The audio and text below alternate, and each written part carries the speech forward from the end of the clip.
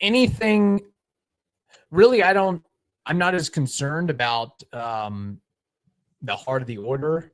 I just want Tucker 2 or 3 in the lineup. That is my primary concern. I do like him too. Yeah, I like him too. Because he would have, if you add him to the squad, he's already your best hitter, best all-around hitter. I agree. So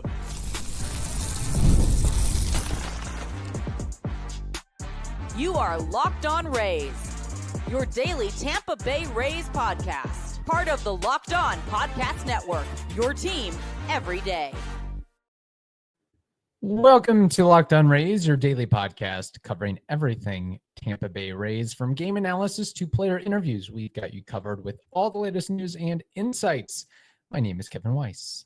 I'm Ulises Sambrano, bringing you expert analysis and passionate discussions about our beloved Rays. Whether you're a diehard fan who vividly remembers Longo's Game 162 just like us, or you remember the early Devil Ray days of Wade Boggs and Carl Crawford, we are here to break down every play, every trade, and every milestone. In fact, this is our 6th season covering the Rays daily. And up until the year 2024, the Rays have gone to the playoffs every year that we've been recording the program. But you can still grab your favorite Rays gear, settle in, and subscribe to our Locked On Rays YouTube channel and other podcast platforms. You can also find us on the X and Instagram at Locked On Rays. This episode is brought to you by Game Time. Download the Game Time app, create an account, and use code LOCKEDONMLB for $20 off your first purchase. I'll tell you something, Kevin, right now. Mm-hmm. I can't wait to use code LOCKEDONMLB for $20 off my first purchase at Sambrano Field. That would be nice. If you can get a ticket. Uh-oh. If you can get a ticket. Uh-oh. Capacity of around 11,000, and you won't have much opportunity to go to a game later in the season because a lot of the games will be staggered earlier in the season. We actually still have to dive into that at some point as the Steinbrenner Field impacts. So we have a mailbag episode for you today. Normally we do it on Wednesdays, but pushed it back a peg, and we have 3 questions, comments to get to. This first one, a voice memo from Rhodes Conover. Hey, Kevin and Ulises, and I guess all the other people who listen to Locked On Rays. This is the day after the Juan Soto signing for $765 million. And the thing I'm struck with is this is nearly double the previous highest contract ever for a non-two-way player in Mike Trout for $420-something. And it's literally more than double than Aaron Judge. And he got that only 2 years ago. And so I'm trying to get a feel on, do we think that the market has just like aggressively moved up for high-end talent? Or do we think this is a weird edge case given that Ohtani just signed and that we have teams that are so deeply desiring this type of bat right now? Basically, I guess maybe the way to phrase it is like next year, the top free agent, assuming he doesn't re-sign, according to Spot Track, is Vlad Guerrero Jr. And I think we can all agree that Juan Soto is a better player than Vlad Guerrero Jr. But the question becomes, do we think that this guy is going to have like a massively larger contract? Like I would have guessed he could get a $25-30 million a year contract for 7-8 years maybe. But now I have to question, is this guy going to get something like $400 or $500 million because the top end of the market has been set higher? What do you guys think? I'm curious. Thanks. Love the show. All right. Thank you, Rose. We appreciate it. Yes, Juan Soto's contract definitely has shattered the sports world and made a lot of news and waves over the last several days. And the impacts of what that deal could mean going forward, I can tell you or guarantee you Vlad Guerrero Jr. Will not be getting $765 million or $665 million or $565 million. But Rhodes mentioned something interesting. I could foresee something in the range of 350 to 400, perhaps. Yeah, that's so. Well, first of all, Rhodes, thank you so much for that voice memo. I it seems to me that a guy like Vlad Guerrero to get $400 million, I don't think that's valid. I don't see the value, and I get it. The guy has pop. I mean, he averages around 32 home runs. He posts. If you want to look at the positives with Vladito, he posts 161, 160, 156, 159.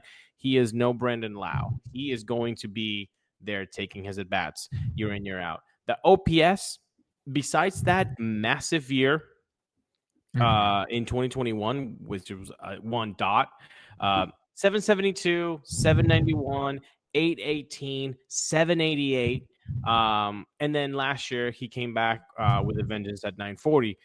I don't think $400 million is worth a guy who's going to be, again, a DH just like Soto, but I'm sorry, I can't give a guy $400 million. I get what you're saying. I don't say or believe he's necessarily worth that, but on the open market, you have a shrewd enough agent playing his cards right.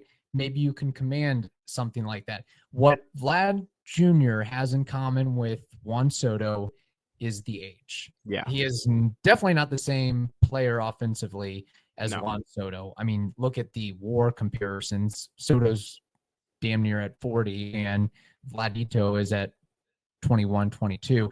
But it is a rare case of a guy this young and this good hitting free agency, because normally we see guys hit free agency 28, 29, 30, 31, 32, and Vladdy is 25 right now. Yeah. So I think that is working in his favor. But like you said, he eventually will be timed out positionally. And, if you would have to give the guarantee of you got to be able to stay in shape for the length of this contract, for the life of this contract, because that is a body as it gets older, it is not going to age well, in my opinion. We saw it with Albert Pujols. We saw it with Miguel Cabrera. We've seen this story before.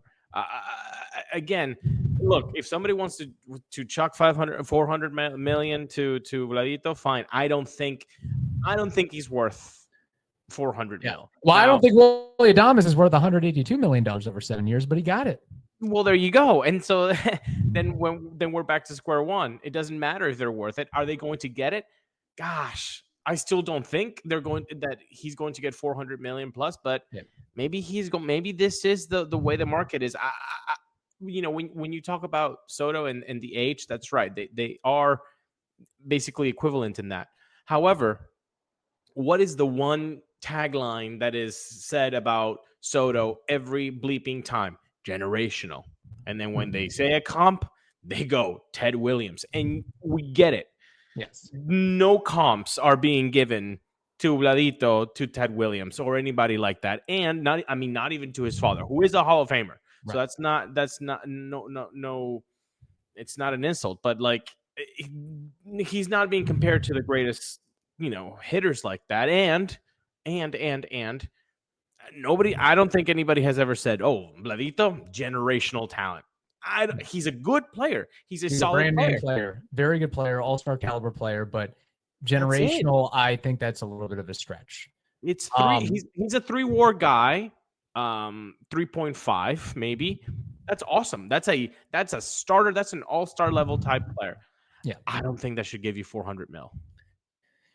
Yes, it's a fair point. And I think if we look down the impacts of this, I wonder if you have quote unquote generational young stars, and we can just throw guys in a bucket, from Tatis to Soto to Vlad, guys that are getting to the majors at 19, 20 years old and racking up numbers like crazy over the next 3, 4, 5 years. Do they sniff at a long-term contract extension for the hopeful guarantee of a mega payday?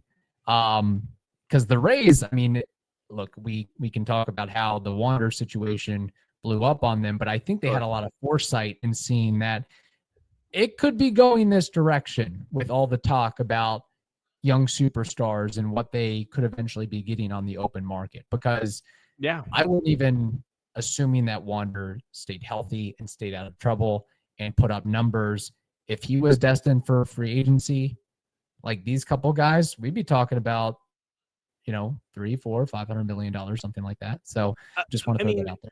What about Bobby Witt Jr.? I mean, he signed a contract for $289 million, right? 29, 11 years. Yes. Is there an opt-out after like 2030? Fine. Yes, there is. So it could potentially, he could opt out and go to the free agency, and he probably will.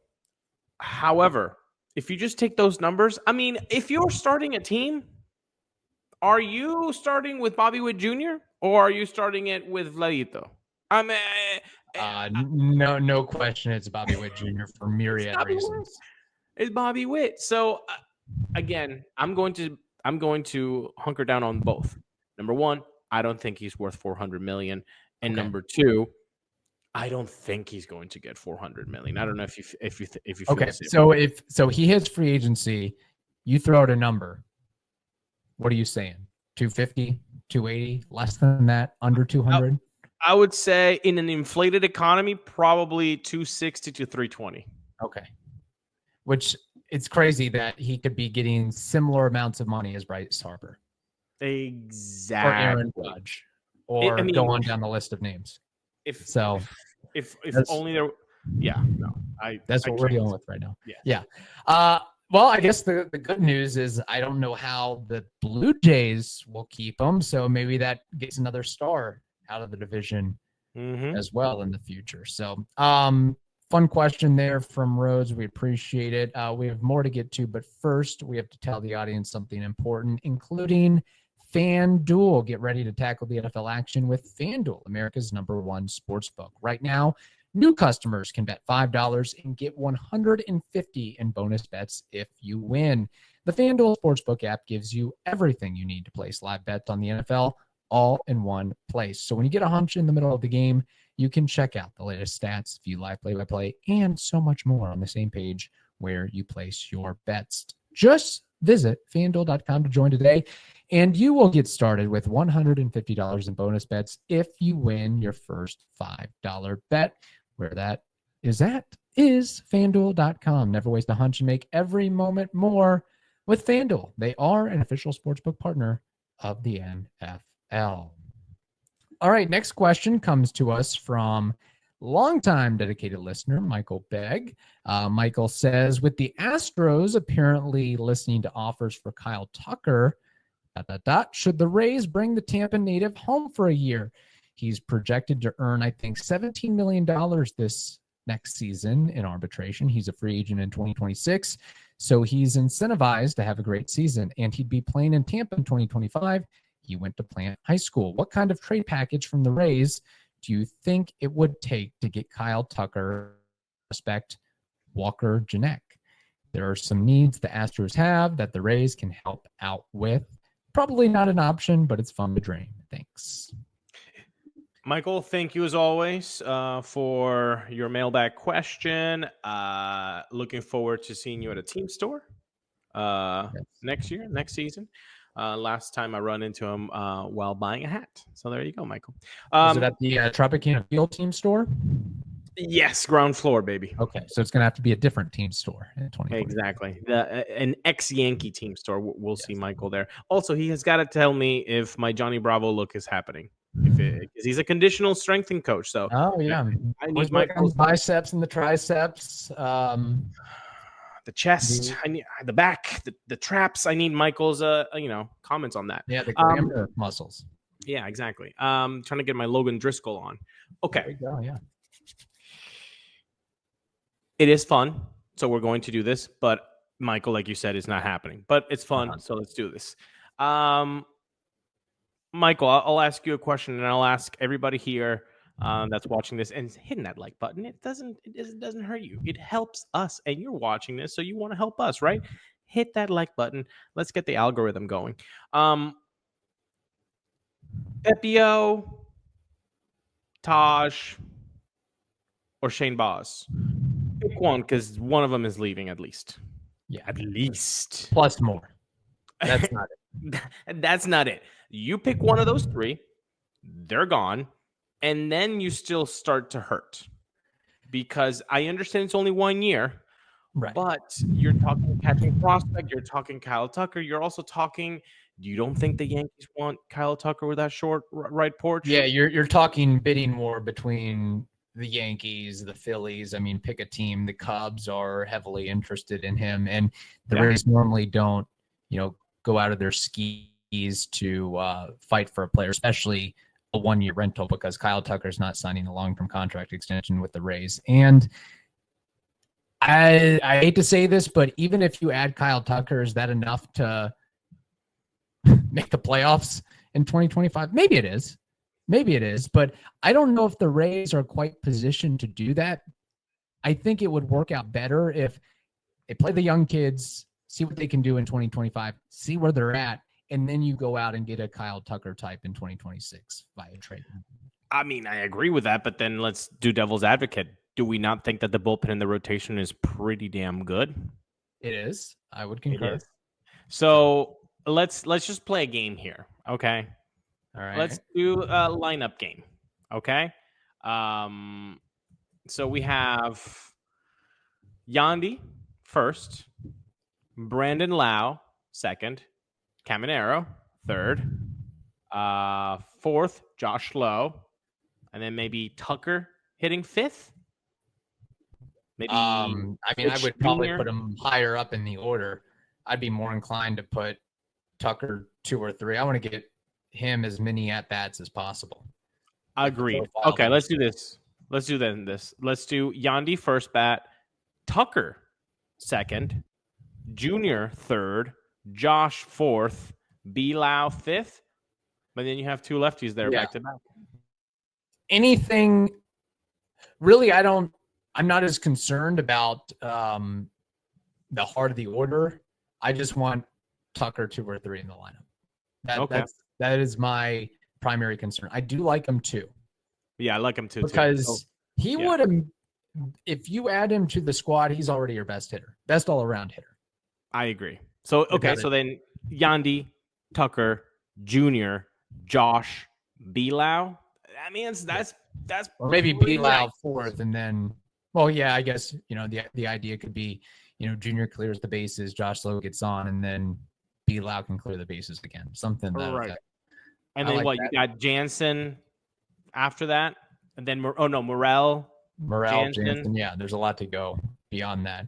And I mean, that's the other thing about a trade package is if the Rays want to save money and the Astros want to remain competitive, they might require, in addition to a host of prospects and a ready-made starting pitcher, they might want them to throw in a Yandy or a Morel or somebody of that ilk to sweeten the pot.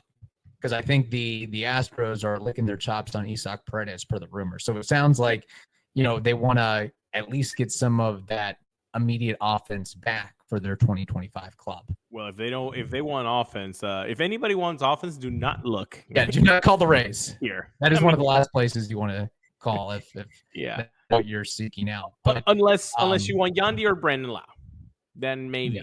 And you know what? Lately, I know Michael, we're kind of drifting off here, but lately I've been thinking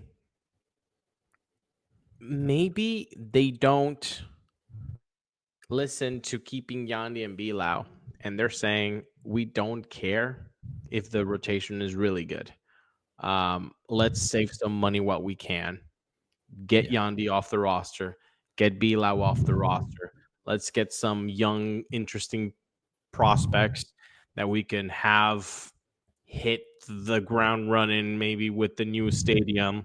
Mm-hmm. Give some spotlight to Junior and in a minor league stadium. I don't know. Right now, I with all this stadium stuff, I'm looking at Yandy and B-Lau's contract and saying, maybe now they look at it to trade them, Yeah, I just don't think that the Rays are in a position to take on $17 million more in salary without giving up quite a bit of salary to boot. As good of a player as Kyle Tucker is. I mean, outside of 2024, and even in a half season in 2024, he still put up monster numbers. Yeah, he's basically insane. a 5-4 player. Yeah, but that is the type of guy that that I like, and that would obviously immediately supplement the lineup. And maybe you would actually, when I look at him a little bit closer, you make a move like that, assuming you don't take that much away from the existing club. Plus, you had the Danny Jansen signing, and you expect guys to bounce back. You would be in playoff contention, I guess. I think so. I think that little lineup that that's a better move than Anthony Santander. I mean, Kyle Tucker's going to do more for you than Anthony Santander, I would think, in a vacuum. Yes, I think so too. I mean, not only defensively better, but a little bit more wheels on him. But no, I mean that Yandy, Tucker, Jr., Lowe, Lau, Morel, Jansen. Okay. Doesn't make me hate it. I think that would be a playoff contending lineup. So, and also, I know that we note that the Rays don't like to get into bidding wars, but they also do, by I think a pretty noticeable margin, have the best farm system in all of baseball. You can't play, utilize, or have success with all these prospects. So remember when we had I know Walls that you're not and all of them. Yeah, I know you're not going to give up on Carson Williams or Isak, but I would imagine that pretty much outside of those two guys, you would be willing to kick the tires and listen on just about everybody else. But it's going to take a haul. I mean, you're talking about, hey, we want Shane Baz, we maybe want Yandy Diaz, and we want I don't know, Chandler Simpson, Trey Morgan, and something else. Right. They want a lot. I think they're going to want a lot. They're going to want a lot. And that's because Kyle Tucker is a really good player. And if you were close to Houston, guess what? Use Game Time, and you get to see Kyle Tucker, who, by the way, this is an old Locked On Rays joke. Kevin's doppelganger, Kyle Tucker. That is true. I have made the note that at parties that I am Kyle Tucker. And people believe it. In fact, next time that you see Kevin, you're probably going to say, "Hey, isn't that Kyle Tucker?" Mm-hmm. I may be an inch shorter than Kyle Tucker, but I went out and bought a Kyle Tucker jersey and a bunch of Astros gear, so I'm about as close to as looking the part as I can be. So, and if you wanted to see that in real life, use Game Time. Use Game Time. You download the app, you create your account, and you get to use code LOCKEDONMLB for $20 off. You get to see Kyle Tucker, and you're sitting next to Kevin Weiss because you DM'd him and said, "Hey, I want to see this thing for real. Okay, I want to see this face to face." Terms apply. Again, create an account, redeem code LOCKEDONMLB, LOCKEDON for $20 off. Download Game Time today. I'm sorry, Kevin, what time is it? It is game time. Before we move on to the final question, who gets more in free agency? Kyle Tucker or Vlad Guerrero?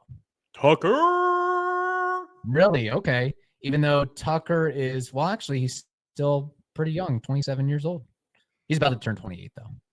I mean, I think he could be he already has a lot more pop than Michael Brantley ever had, but I could see Kyle Tucker as a guy that he's 37, 38, and he's still, giving you a 270 batting average with a dozen dingers. I'm not comparing them. Okay, but I'm just he gives me, when you're in science class in like high school and they're like they teach you how to like waft, okay, waft it. Kyle Tucker gives me a waft of Freddie Freeman. I like it.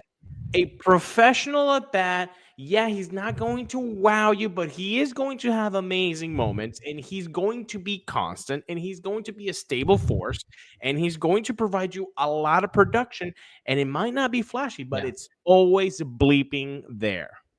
Yeah, kind of underrated in a sense. He's also never struck out more than 100 times in a single season. So I like that comp. I do. I know different positions and so forth, but we're talking about the plate overall. So kind of goes under the radar. But when you look at it at the end of the day, it's like, wow, he's had a really good career and he's not getting the love that he probably deserves. So just want to throw that out there.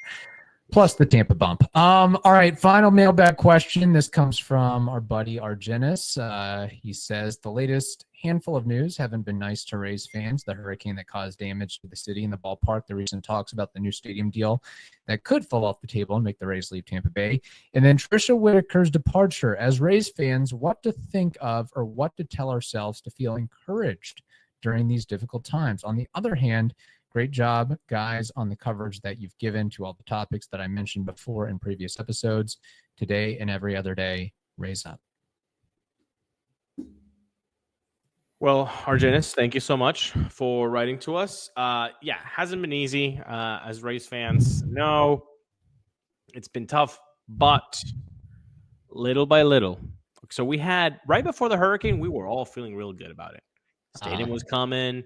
Hey, we had a mediocre season, but we're established with our pitchers. People are coming back. We just need to do a few pieces here, and we're gonna get this thing rolling. Then from that high came everything after, and it's been gross and it's been awful. But Matt Silverman's last quote saying, "Hey, we expect the bonds to be approved on December 17th. That kind of lifted us after the bonds passing 4-3 in St. Pete. So now it's up to the commission, the Pinellas County Commission. Will they do it? After that quote, I feel good. I feel better. I think you do too, Kevin. I know that email was sent to us 8 days ago, but that's how quickly things have changed, basically by the day with this whole stadium saga. So I don't know if you agree, but I think even though we've had a very bad last 2 months with this whole stadium situation, right now I am feeling the hope that I haven't felt since before the hurricane. You're seeing the tide change just a smidge there. I understand it. No, I'm with you, and I think over the last couple of days, the Danny Jansen signing is good, and maybe the Rays can build off of that, and we should maybe just embrace and lean into the moment of the Rays will be playing in the city of Tampa in Hillsborough County in 2025. This is historic. This is momentous. This is something that will probably never, ever happen again. So you might as well embrace and take advantage of it and go to as many games and just try to soak it all in for 2025. I would think or suggest that as it stands, the Rays are probably not a playoff team, but I think assuming health and on paper, this team should be better than last year, perhaps. So I guess that's a little bit of a feather in the cap as well. Better pitching, right? Maybe a little bit more seasoning on the young guys with the bats.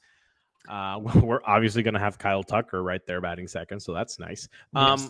And the Yankees aren't going to have Juan Soto in the lineup. There you go. I like that. I'm going to say something, and it'll be here for posterity. Listening to David Sampson, friend of the pod, he did an off comment kind of thing saying, hey, if, why are, you giving me so much trouble? Like, making fun of Manfred. Why are you giving me so much trouble, when I already have you guys playing, at a minor league stadium in Steinbrenner Field for the next 3 years? Just an offhand comment like that. Now, I know that we've talked to Gabriella Paul and Evan Plosky and Colleen Wright, and they have all said kind of the same tune.